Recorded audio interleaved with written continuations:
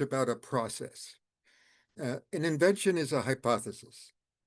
It can, I can be more or less certain about the hypothesis, but there's also an implementation process, and that can be worthwhile.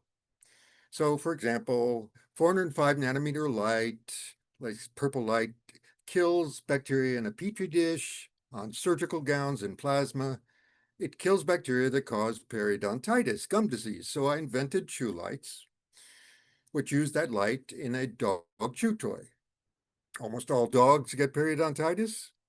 Gram-negative bacteria, they form biofilms along the gum line and produce enzymes that destroy gum tissues. The body's immune system also destroys gum tissues in response. So the chew light hypothesis is that a dog chew toy that emits 405 nanometer light, about 80 lumens worth, or a 20-watt incandescent light bulb, reduces gum bacteria that are 2 centimeters away by an order of magnitude in 2 minutes. Guess what? I have a high confidence in that because there's a lot of evidence for it. But let's talk about implementation. Now, I don't want to belabor battery stuff, but to summarize, lithium is overrated. The same power is generated by nickel metal hydride batteries that are smaller and safer. Also, chew lights are a medical device. Their implementation starts with a trial. A chew light trial needs a control group in which dogs that don't use a chew light develop periodontitis. Since a trial only lasts for weeks or months, there needs to be evidence of periodontitis developing over weeks or months. If that already existed in papers, I wouldn't even need a control group for a pilot trial. There's not even a single study for any animal, including humans, like that. Currently, you have to anesthetize a dog to determine the extent of periodontitis, and you can't do that every month. Over the past decade, researchers in human dentistry developed a test of an immune system response to periodontitis. Immune systems produce a single enzyme that's predictably aggregates as a disease develops.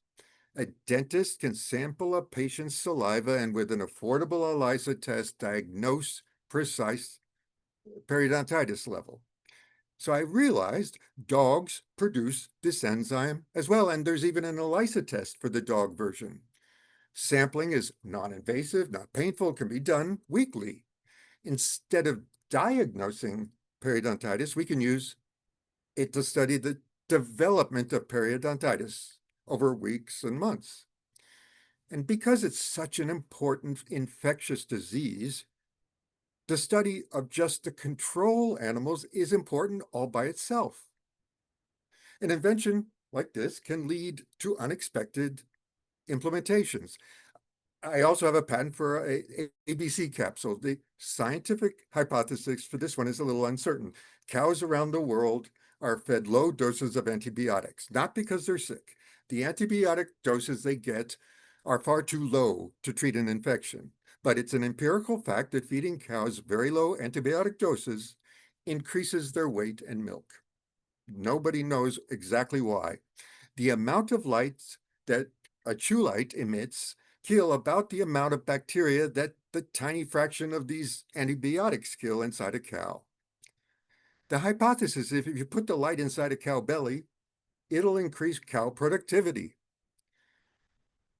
The implementation, however, is as interesting as the hypothesis.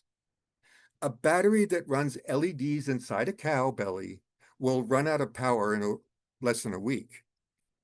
But dairy cows, they live 5 years. ABC capsule can't just last for a week.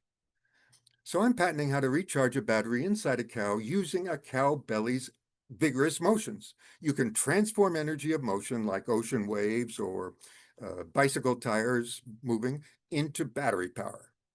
So a little caboose attached to the ABC capsule moves and vibrates inside this belly, and magnetic fluid in it causes electrons to flow across electrodes that conduct energy to the battery. Being able to recharge a battery inside a cow also lets you run sensors that monitor the atmosphere inside chemicals, moisture, toxins, things like that, that it can improve cow health. So the ABC capsules implementation has benefits that I didn't expect. So a hypothesis can start you down a path. The hypothesis may be uncertain or not, but that's not the end of it. Implementing the hypothesis, making it happen, can have benefits. I encourage you to see your endeavors like this. You may think a certain chip design or a medical school class or an author will solve a problem. It's a hypothesis. Implementing the hypothesis, making the chip, taking the class, reading the author, that can lead to unexpected benefits. The hypothesis may be disproved, but the implementation may be very useful. Thank you.